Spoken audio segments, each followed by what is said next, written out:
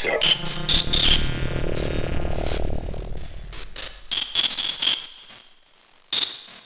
Olá, bem-vindos ao Ressonância, podcast da 55SP. Eu sou a Júlia Morelli e hoje eu vou conversar com Gabriel Francisco Lemos. O Gabriel é compositor, artista multimídia e pesquisador, já se apresentou ou teve composições apresentadas em diversos lugares, como Brasil, Inglaterra, Chile, Mônaco e Portugal. Trabalha no cruzamento entre as artes performáticas e a composição instrumental e eletrônica em diferentes contextos. E a pesquisa dele está entre o sonoro e a mediação tecnológica em diálogo com a teoria da informação, a implementação de sistemas complexos e de práticas micropolíticas. Desde 2010, ele participa ativamente do circuito de música experimental, improvisação livre e arte sonora brasileira. Desde 2019, faz parte do Gaia, o grupo de arte e inteligência artificial em parceria com o Center for Artificial Intelligence. E, atualmente, ele é doutorando pela ECA, na USP, onde pesquisou a implementação de redes neurais para a síntese sonora e processos composicionais. Oi, Gabriel. Oi, tudo bom? Tudo, bem-vindo. Obrigado.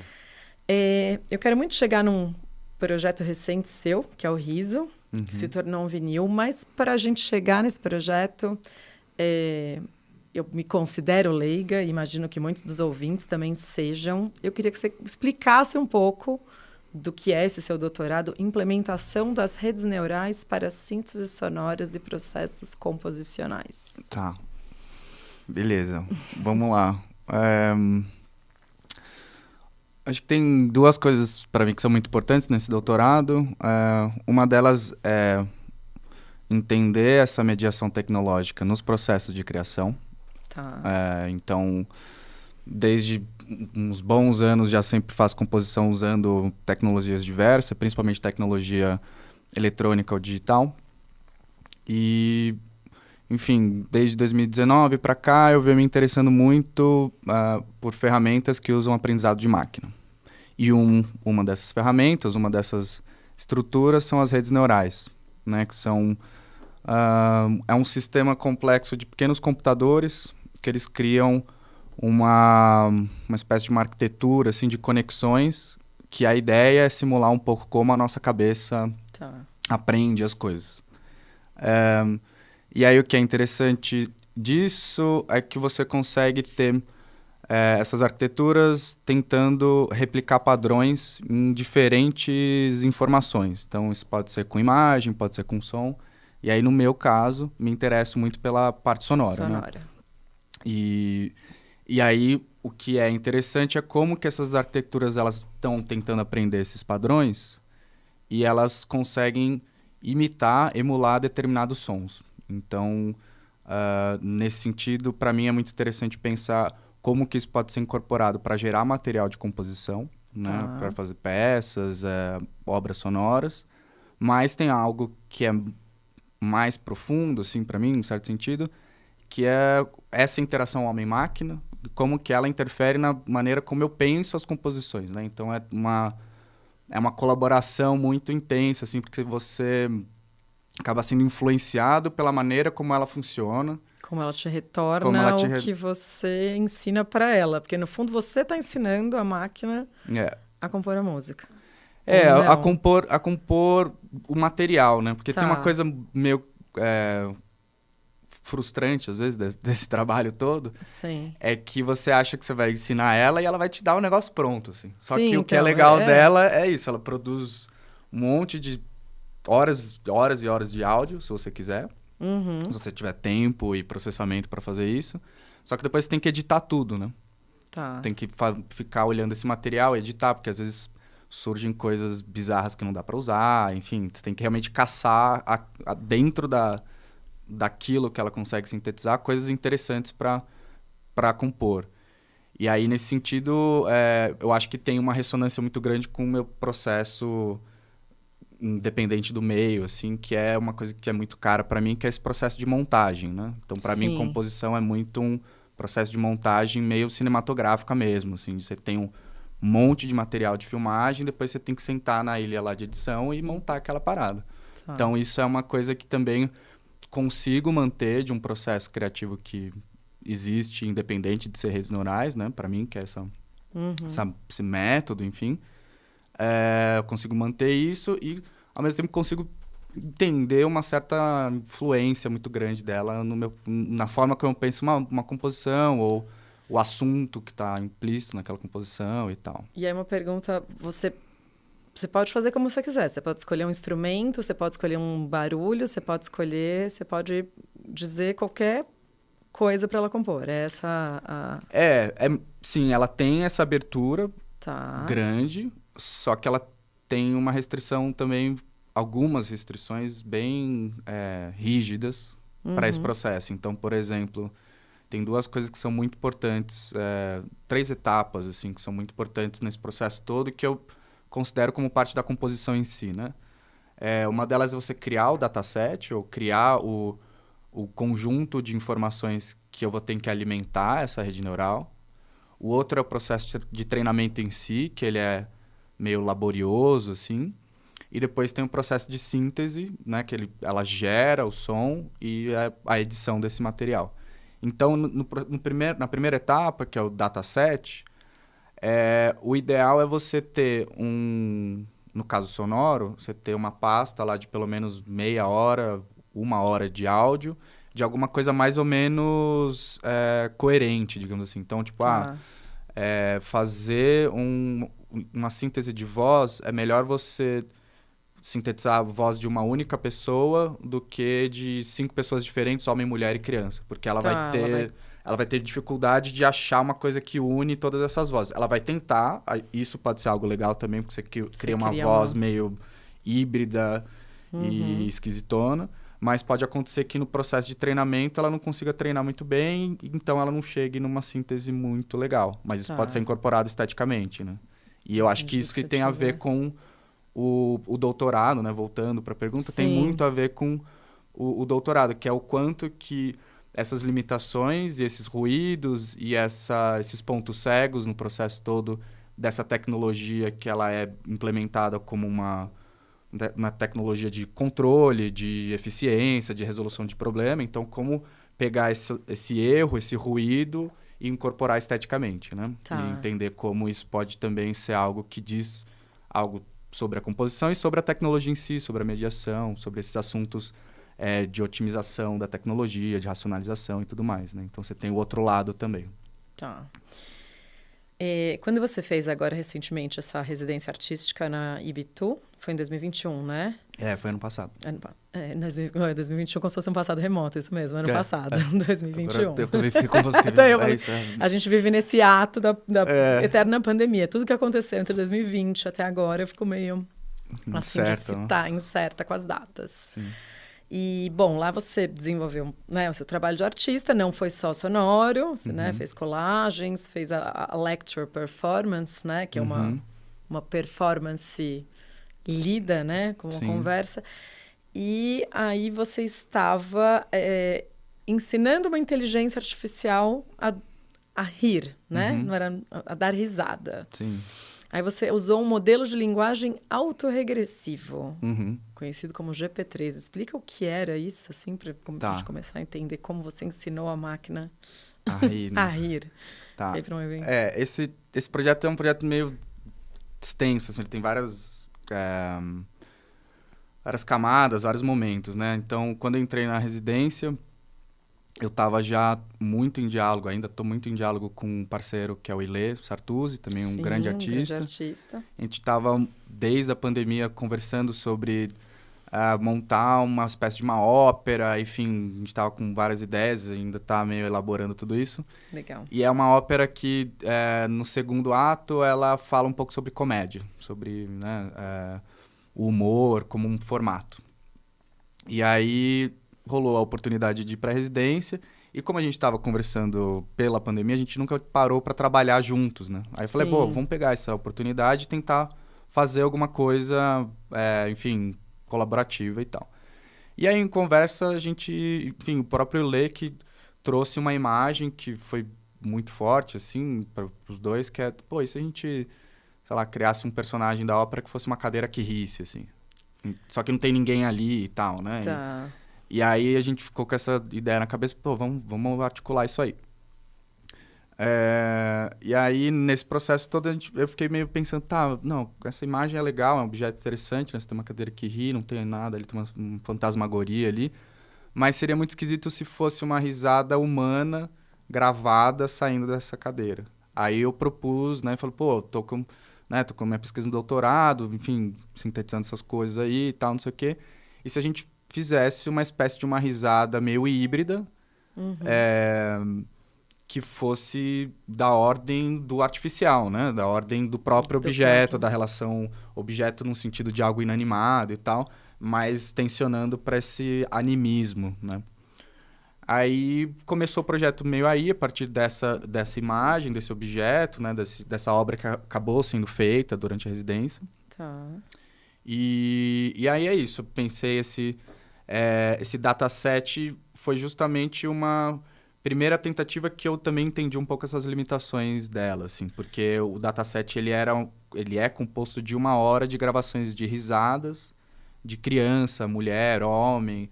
Então ela realmente é uma risada, não é de uma única pessoa, ela é de Como você deu esse exemplo de você dificultou a vida da máquina, Exatamente. Você não deu uma risada só para ela simplesmente copiar e colocou várias. Exato, porque senão ela ia tentar... Isso é um modelo de linguagem autorregressiva? Não. Não, explica o modelo vou chegar lá. Vou chegar lá. Tá bom. É porque esse é um lance, né? O modelo de linguagem regressiva, que é o GPT-3, ele é focado mais em texto. Tá. O GPT-3, ele não é o modelo de síntese de áudio. Tá. Ele foi usado para fazer o texto da lecture performance. Que tinha essa relação da entonação.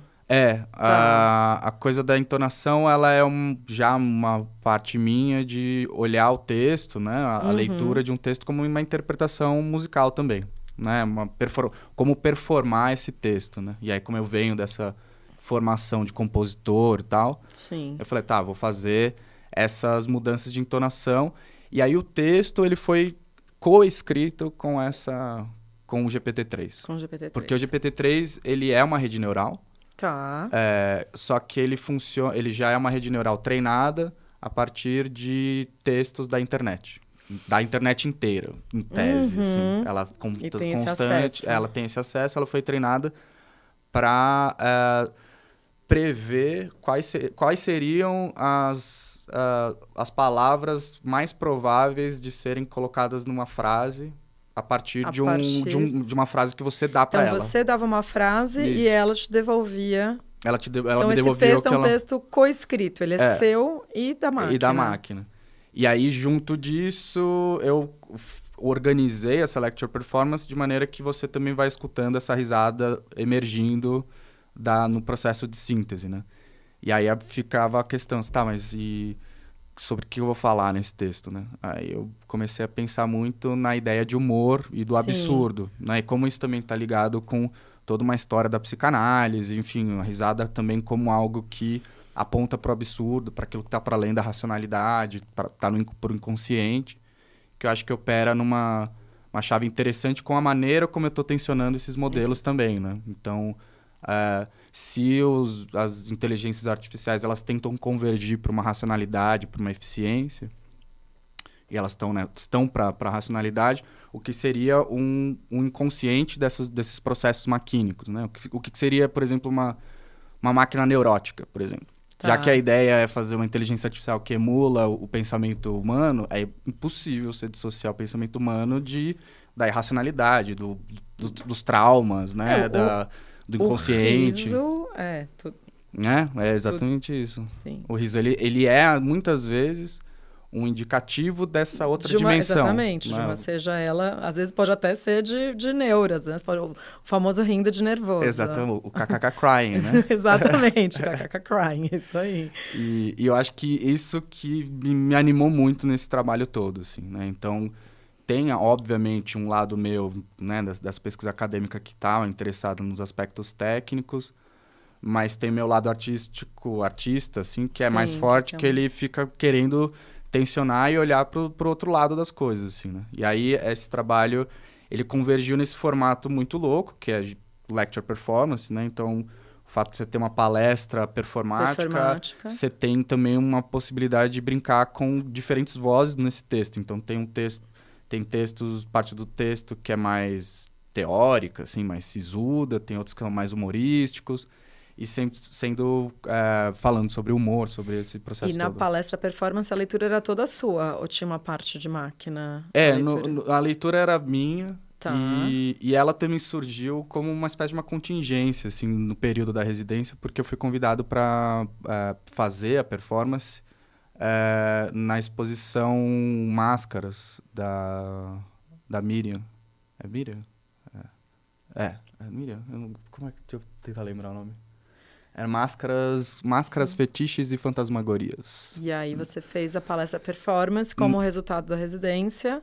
Uma coletiva. É que tava tudo meio junto, assim. Foi um convite, na verdade, do Gustavo Torresan, que ele tava com um trabalho lá, que é a Rádio Livre.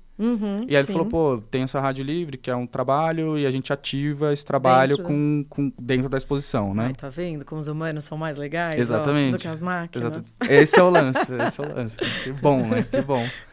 E aí o Gustavo me chamou pra fazer, aí eu fiquei pensando, enfim, o que eu ia fazer, aí eu já meio juntei tudo, assim, e foi muito bom. Um trabalho que entra dentro de um outro trabalho, que entra dentro da coletiva. Sim, não vai indo, assim, né? E eu acho que isso que é o legal, assim, você vai... incorporando esses acasos, essas contingências e vai, enfim, fazendo parceria, porque é o que é mais legal, né? E a residência permeou um monte de campo, né? Sim. Porque gerou a publicação da ICREC com o texto da performance. A publicação, ela é uma primeira versão desse texto, né? Então, eu convido também o leitor a tentar... reconstruir essa performance, né? Então, você lê o texto e ele está cheio de marcas tipográficas, assim, que sugerem determinadas formas de interpretar esse texto. Então, muda um pouco a entonação, muda, enfim, a língua, às vezes, e tal, né? Que é uma coisa que eu gosto, assim, de, às vezes, pensar que pode ser uma coisa interessante também, né? Por mais que o ouvinte ele não entenda a língua na parte semântica, ele vai se ater à parte sonora, à parte musical da linguagem, assim. E é isso, assim. Então, o GPT-3, ele foi usado junto com a rede que sintetizou o áudio para pensar o texto. E nesse processo de escrita do texto, como tem essas etapas de criar o dataset, não sei o que, isso também foi algo que eu incorporei no processo de composição do texto. Então, o texto ele é uma interação entre eu e a máquina, mas ele também é composto de muitas apropriações de outros textos. Então, é quase como se eu criasse um dataset de citações a priori, que eu vou alimentando essa máquina, vou reescrevendo, e aí vou também entrando num processo de aprendizado de, enfim, entender o que é essa montagem que estou fazendo com essas apropriações, o que essa máquina está me dando. Então, eu estou sempre também improvisando com aquilo que ela me dá, assim, porque às vezes ela te devolve coisas que não dá para usar, enfim, coisas absurdas. Sim. E aí você incorpora, enfim, você tem sempre um jogo de improvisação, assim, é quase uma jam session, assim, com a máquina, assim, só que com contexto. Eu ia dizer que era uma batalha de MCs, mas é mais pode uma ser, jam session. Exato, pode ser. Você tem que ir sempre meio, enfim, negociando esse caminho junto com essas... Então, em parceria com a máquina, considerando a máquina sua parceira, você foi fazendo texto e ensinando o riso. Isso. Que era para cadeira, que era uma parceria com o Ilê. Exatamente. Estou adorando aqui, porque é uma comunidade. Não, é uma rede de pessoas. De pessoas aí, de não pessoas também. Junto. E aí o riso foi rendendo tanto que acabou se tornando um vinil. Foi isso. Sim. Isso é um outro estágio da coisa. Então, aí isso foi caminhando. Basicamente foram 3 meses muito intensos. De produção 1000. Teve gente que estava em casa fazendo horta. Aprendendo a fazer pão. Aprendendo a fazer pão com eu estava ensinando uma máquina a rir. Você estava ensinando uma máquina a rir. Exatamente. E a coisa do vinil foi... É algo que enfim, o formato do vinil é algo que me interessa há muito tempo, assim, pela fisicalidade dele, pelo objeto quanto fetiche e tudo mais. Mas tem algo que é muito particular também da minha primeira impressão quando eu consegui fazer a síntese de áudio pela primeira vez com a rede neural. Tá. Porque é aquilo que a gente estava conversando. Assim, tem algo muito frustrante, entre aspas, assim, quando você começa a fazer essas coisas com essa tecnologia, que você acha que você vai fazer uma música mega high-tech e moderna e não sei o quê, só que quando ela sintetiza algo, parece que você tá escutando tipo um vinil velho, todo empoeirado, todo cheio de ruído. Então ela sintetiza um negócio que já remete para uma sonoridade de uma tecnologia anterior. Te tira essa frustração de fetiche, assim, do que a gente, né, tem como algo super high-tech, e de fato ela é, obviamente, mas tem esse dado sensível que dá uma entortada, assim. E aí eu pensei como materializar um pouco esse primeiro efeito, assim, né, que eu tive. E aí eu falei, tá, então eu vou fazer esse processo de treinamento da máquina e vou gravar esse vinil, porque aí também você tem uma mídia que proporciona uma experiência um pouco parecida com a minha ou com das pessoas que estão envolvidas nesse meio de síntese, assim, né? Que é tipo, sim, como também proporcionar essa quebra, assim, quebra de expectativa, né? E aí o vinil ele acabou virando é um vinil de 12 polegadas, então o lado A ele é a sequência dessa máquina aprendendo. Então você começa a ouvir ela sintetizar um ruído meio genérico, assim, e aos poucos essa risada ela vai emergindo, porque ela, conforme ela vai... Então isso é um processo igual ensinar a criança a falar. Você foi colocando e ela no começo não ria. Isso é um negócio legal também, assim, que você percebe que ela começa a ficar entediada, digamos assim. Então, tipo, você ensina ela com as primeiras 1 hora de áudio, e aí ela, sei lá, aprende... Você divide o aprendizado em épocas, né? Então, depois de 3 épocas, que isso deve dar, sei lá, 1 dia inteiro dela lendo tudo, assim, ela começa a cair a taxa de aprendizado dela. E aí isso é um indicativo de que ela, digamos assim, está entediada. Porque ela já entendeu o padrão daquilo que ela recebeu, mas ela não foi alimentada o suficiente para conseguir replicar aquilo. Não é a informação, ela não entendeu. É isso que é esquisito. Ela entendeu, mas não entendeu. E ela entendeu, mas ela não tem quase que experiência o suficiente para replicar. É quase quando a gente aprende a falar. Então você tá ouvindo seu pai falar e aí você ouviu, você tá em contato com aquela pessoa falando. E aí quando você tenta falar, você não fala nada, você tenta balbuciar o negócio. Você fala errado. Errado. Falar, Exatamente. Você tem informação para conseguir replicar o som do verbo, da palavra, mas você ainda não tem uma estrutura e um traquejo para articular a coisa. Então o que você tem que fazer quando você está treinando a máquina? Você tem que voltar para o dataset e alterar o dataset. Então umas coisas que eu faço uma mudança de pitch. Então, eu mudo a altura da gravação. Então, a risada fica mais grave ou mais aguda. Isso já faz com que ela se interesse de novo pela Nisso aquilo. Você estava ensinando com essa gravação de todas as risadas. Exato. Eu li alguma coisa que você usou trechos de ensaio para ensinar? Lógicas do inconsciente cognitivo, do Marvin Minsky, que é um cientista. Isso é a parte do texto em si. É aqueles trechos do texto, pro texto. Eu já estava achando que para ensinar a máquina você tinha usado os textos. Não. Isso não. Para ensinar a máquina você usou o som de outras risadas. Exato. Porque são 2 redes neurais diferentes. Tá. Apesar delas serem parecidas... Deixa eu fazer uma pergunta assim, bem leiga. O que é uma rede neural? É um computador? É uma máquina? Como é que ela funciona? O que ela é fisicamente? Ela fisicamente, assim, ela é tipo um texto. Ela é um código. Ela é um código. Ela é um código. Tá dentro de um computador, Tá dentro de um computador. Você precisa de uma GPU, né? Que é um computador. Um processamento mais potente do que o que a gente tem em casa. E você pede para esse computador fazer funções. E a rede neural, ela é como se fossem diversos pequenos computadores distribuídos em camadas, que cada uma desses computadores tem uma função específica. Então, para o áudio, a função específica de um desses mini computadores é receber um bit, né, receber uma informação digital do áudio, e tentar replicar isso. E ele faz isso com todos os áudios, todos os milissegundos, faz isso várias e várias vezes. E aí fica passando por todos esses computadores e tal. E aí, com o tempo, essa rede neural ela vai criando uma forma que tenta imitar esse áudio que ela recebeu de entrada. Então, é isso, ela é essa arquitetura de pequenos computadores. Entendi. É. E aí você colocou o lado A é o lado do aprendendo, ou não, Isso. ao contrário? É o você lado do fez? aprendendo. O lado A você vai ouvindo esse aprendizado aos poucos, chegando. Que é um ruído puro, né? A primeira metade é um ruído puro, assim. Mas é interessante. Mesmo dentro desse ruído tem... Você consegue perceber... Tem uma articulação, assim. Tem uma tentativa de articular alguma coisa. E o lado B já é uma risada, que é uma risada robótica. Ela não tem a espontaneidade de uma gargalhada. Não chega tem. numa gargalhada. Não, ela não chega.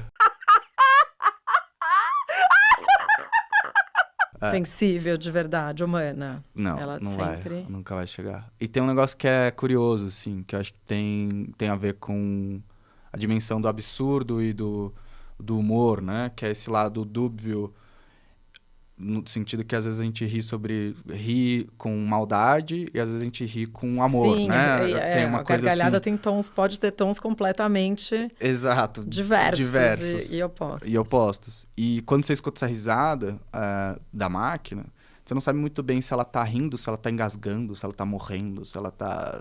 É um negócio meio dúbio também o que é a própria Você risada. não consegue... Às vezes parece que ela tá chorando, sabe? Assim, tem uma coisa meio esquisita.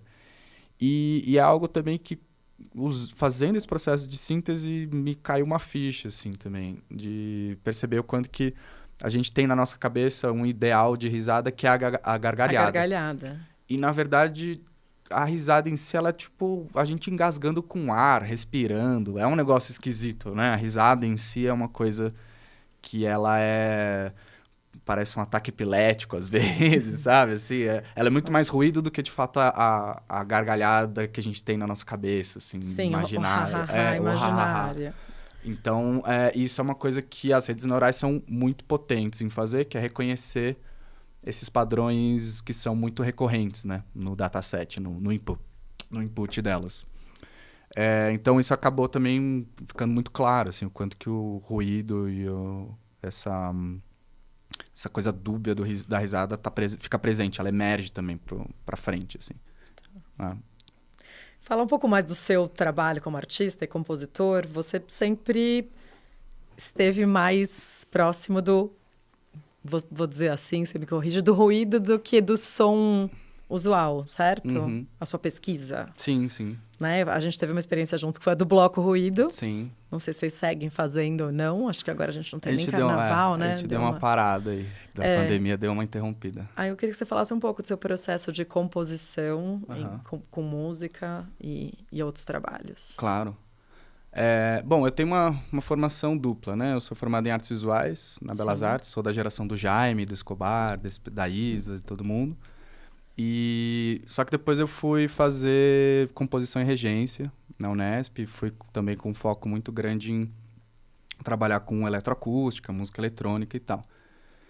Mas eu tenho essa predileção, de fato, por ruído, porque meu primeiro instrumento sempre foi a bateria, né? Então a bateria, eu tava curiosa com isso. Se tinha um instrumento que é o teu instrumento, é a bateria. É a bateria, assim. Então, muito das coisas que eu fiz também no processo, né, de formação, assim, era compor para percussão. Eu trabalhei muito com o pessoal do PIAP, que é um grupo de percussão incrível da Unesp.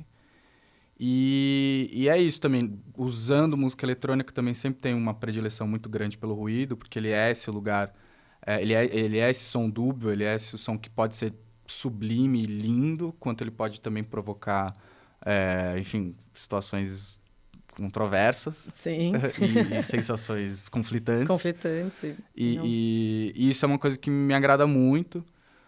Sempre me agradou esse lugar de tensão, assim. E aí, nesse processo, enfim, tenho... composição tanto num sentido mais tradicional, assim, de escrever partitura e tal, até trabalhar no computador fazendo uma faixa, assim, né? E nesse processo todo conheci o André Damião, que é um grande parceiro, e aí a gente começou... Na verdade, o André que começou o Bloco Ruído em 2014, se eu não me engano. E aí eu comecei a colaborar com ele em 2015, e a ideia nossa sempre foi fazer com que as pessoas aprendessem a construir seus próprios instrumentinhos e sintetizadores e circuitos. Então a gente dava 2 dias de workshop. E depois a ideia é que essas pessoas que participaram, e outras também, se juntassem numa espécie de um cortejo pela cidade, né? Então todo ano foi em lugares diferentes. E era sempre na quarta-feira de cinzas? Não. E verdade, então tem tem esse detalhe. Assim, ele já é o bloco da fossa. Da assim, fossa, ele já vinha com ruído na quarta, junto com a ressaca. Exatamente, ele já é enfim, pegando um folião já meio cansado, meio já todo, enfim, todo bagunçado, assim. E é isso, a gente sempre saía na quarta-feira de cinzas e foi muito massa, assim, porque já teve anos que, sei lá, colou 20, 30 pessoas, que pra gente já é um sucesso. Pra turma da música experimental e do ruído, a gente não tá acostumado com esses blocos de milhões, arrastando pessoas. Exatamente. A gente fala com outro público. Exatamente. Não vai Quando ter a gente carro fez o alegórico, nosso né? bloco ruído juntos... É verdade, tinha bastante gente. Tinha umas 40 pessoas. Tinha umas 40 pessoas vamos. Pro mundo da música experimental. A Sim. gente fez dentro, para contextualizar, de um projeto que chamava Black Shaba, com Maurício Yanez e com Ben Serrucci, lá da Casa do Povo. Sim. E a gente lotou o bloco. E ele nem foi tão fora de época, né? Eu acho que ele não saiu na quarta de cinzas, mas ele foi bem próximo ao carnaval. Ele foi bem próximo, tá bem próximo, verdade. Eu acho que esse foi a única edição que a gente fez o bloco fora de época, assim. Mas foi incrível também, porque a gente...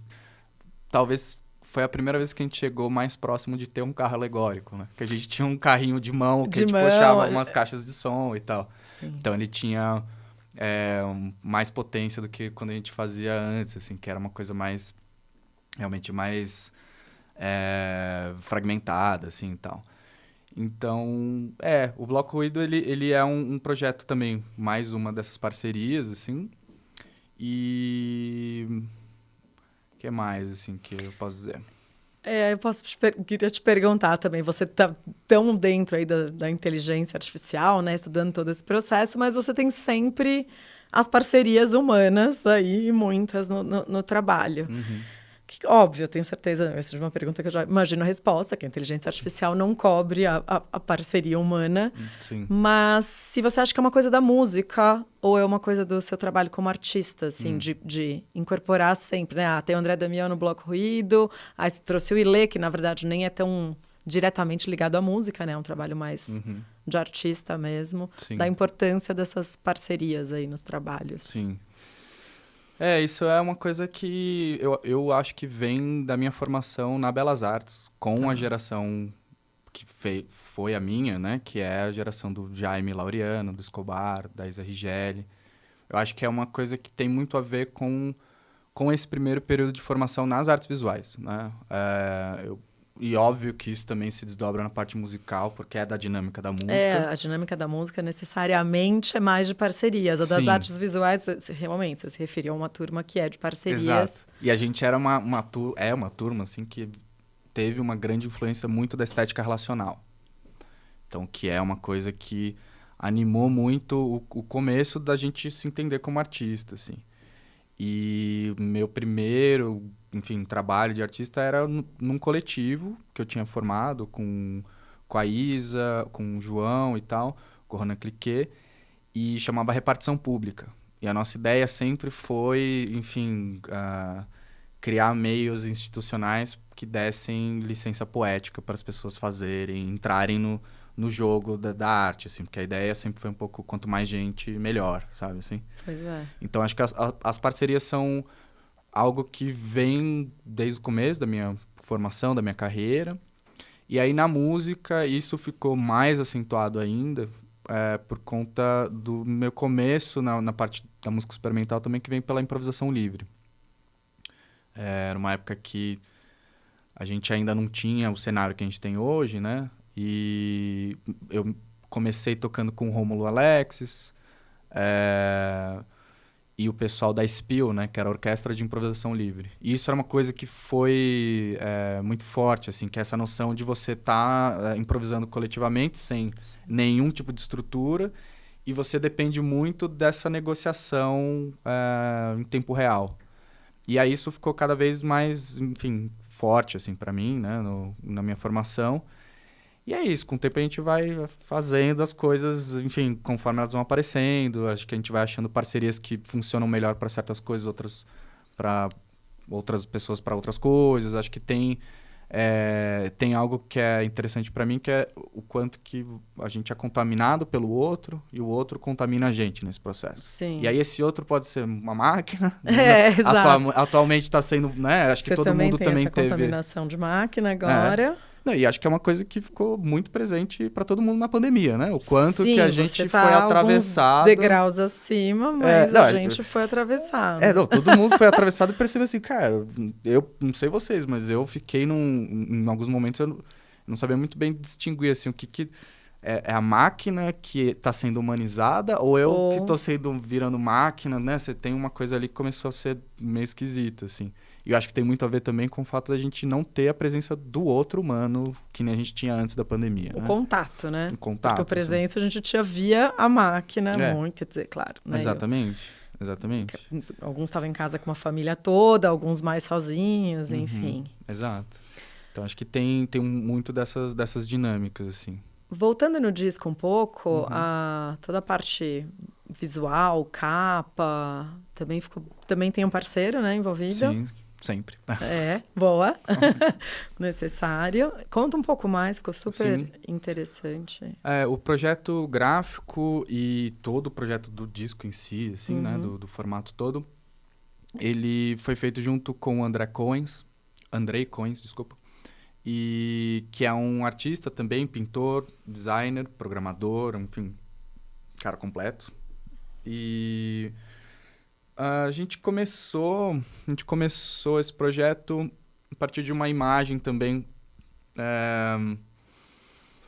que é uma apropriação da apropriação, que é uma capa do Swans, né? Que é uma banda, enfim, de pós-rock, ou enfim, meio industrial, sei lá, uma coisa bem pesada.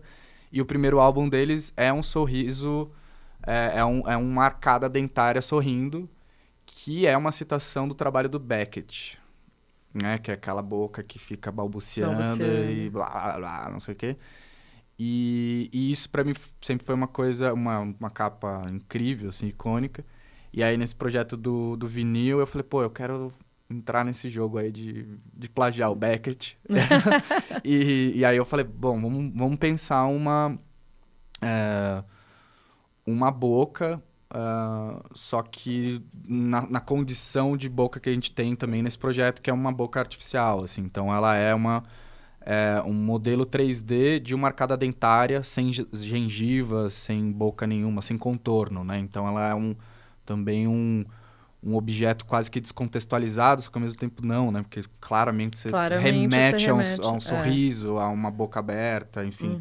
Mas tem um lugar também que eu acho que entra naquela coisa dúbia que a gente estava falando do humor, que é essa coisa do dente, ela tanto pode ser uma risada, quanto também um sinal de hostilidade, né? Ela tem uma coisa meio de... sei lá, que nem um lobo, assim, né? Uma coisa meio de mostrar os dentes. Então, tem tudo aí nessa imagem, um pouco das discussões do trabalho também, assim. E é isso, a gente ficou, enfim, pensando algumas coisas com relação a como resolver essa capa.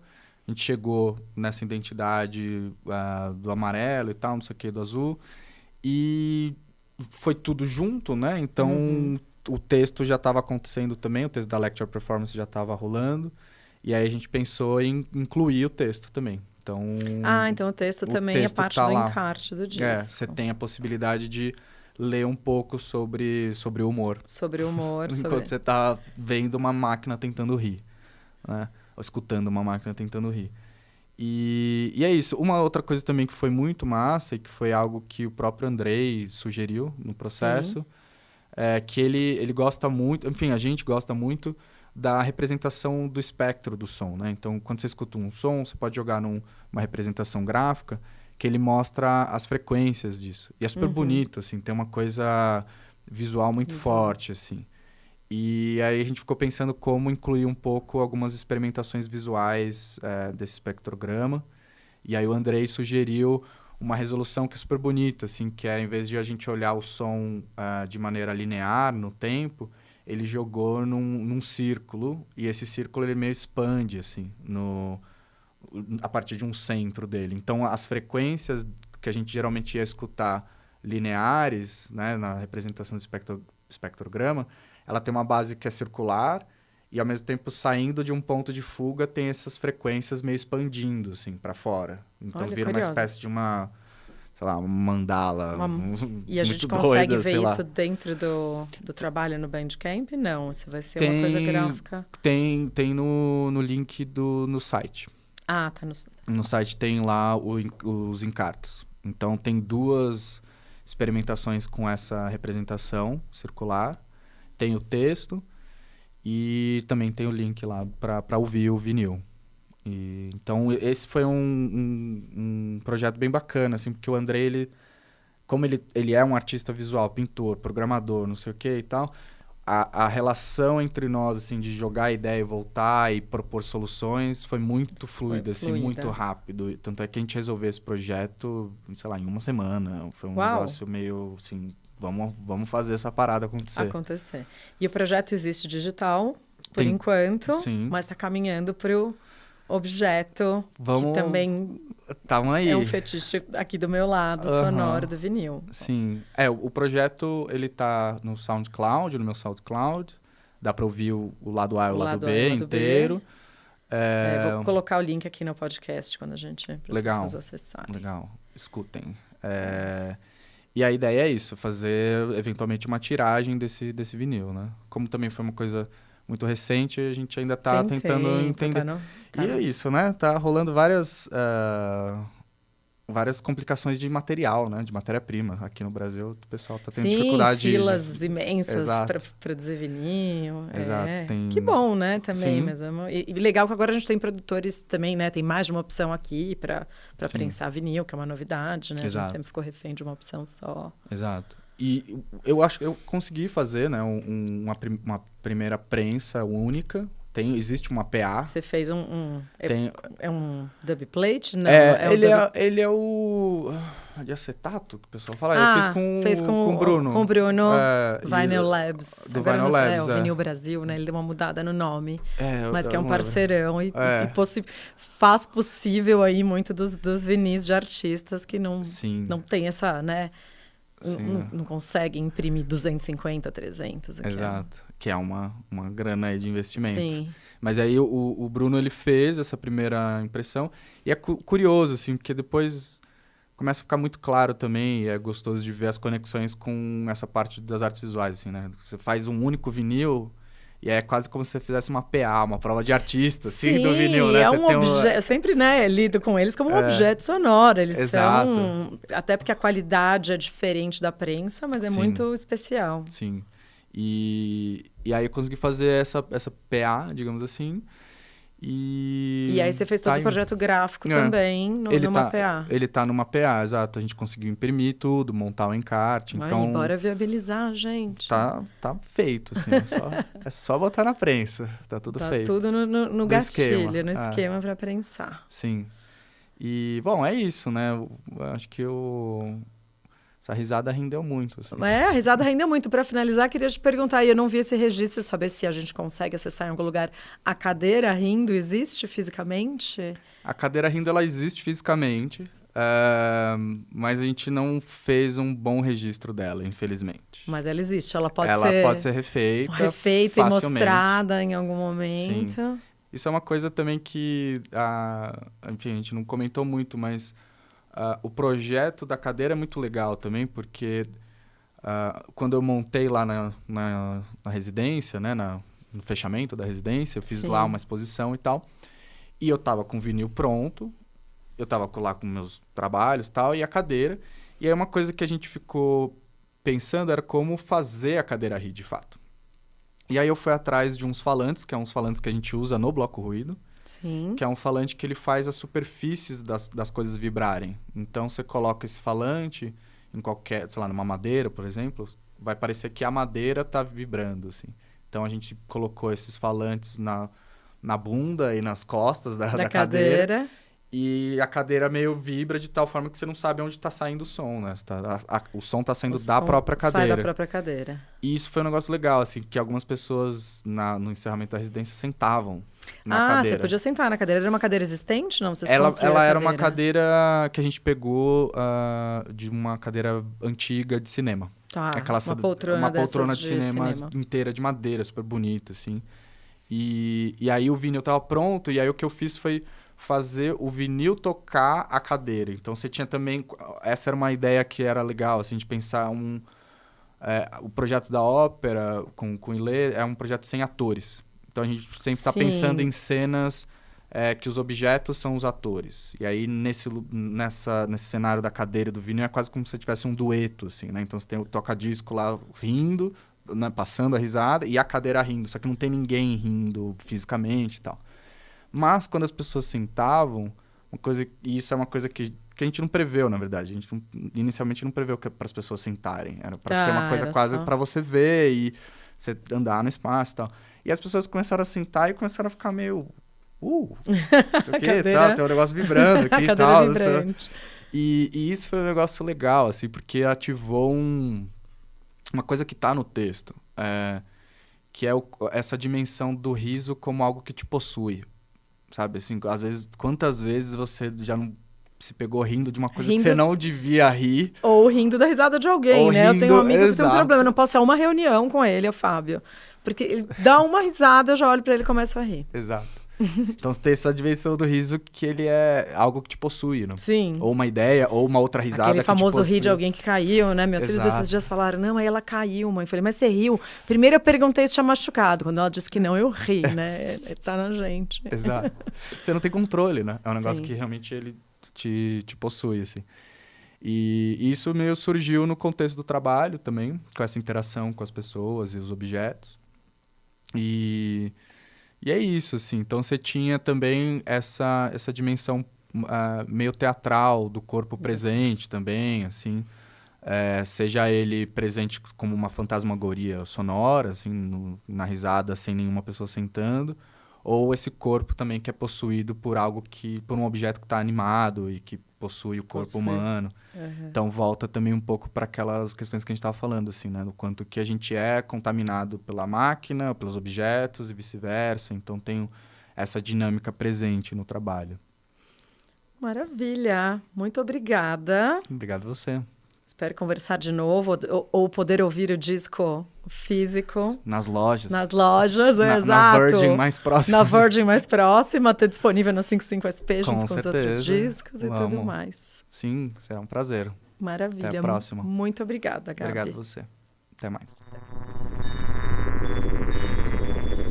Esse podcast foi produzido pela 55SP e apoio de produção Preta.